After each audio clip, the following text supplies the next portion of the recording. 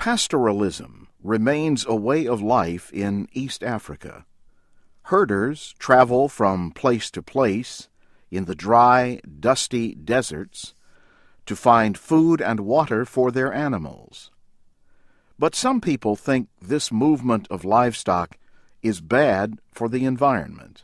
They say pastoralists should settle on farms and grow their own food, especially in times of shortages. Not everyone agrees. Experts recently met in Nairobi to discuss what to do about food shortages caused by drought. They say pastoralists make the best use of resources.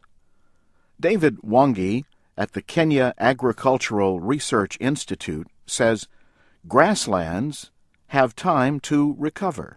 Pastoralists would move in search for pasture and also water, because what then would happen if you are in a small area, the moment the water is exhausted, you'd have to move to the next area where there is water. It gives the area you have left time to regenerate.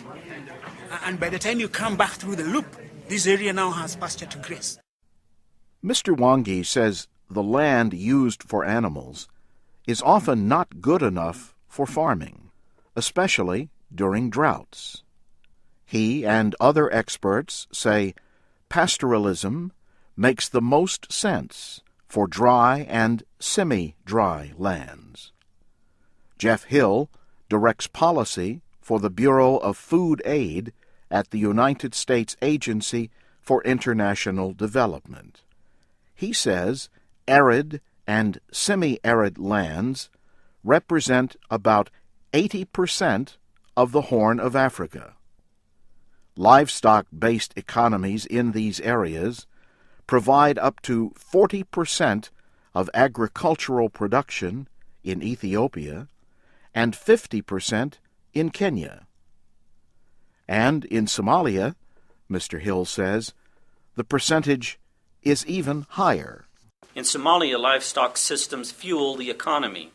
An estimated 90% of the meat eaten in East Africa comes from pastoralist herds.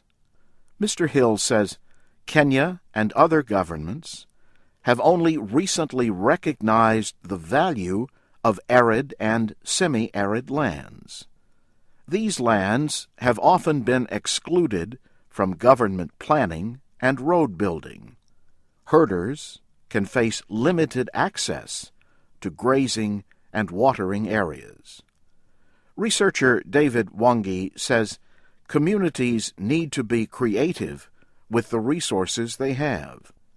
He says a good example is a project in Kenya in which grass is grown in the desert to feed livestock. What would happen if we developed a system where we grow fodder and pasture along the river and the animals are taken off from the range and finished nearer to the market? What we need is really a system, and that's what has been lacking. He also says more efforts need to be put into raising camels. Camels are often the only animals that produce milk during a drought.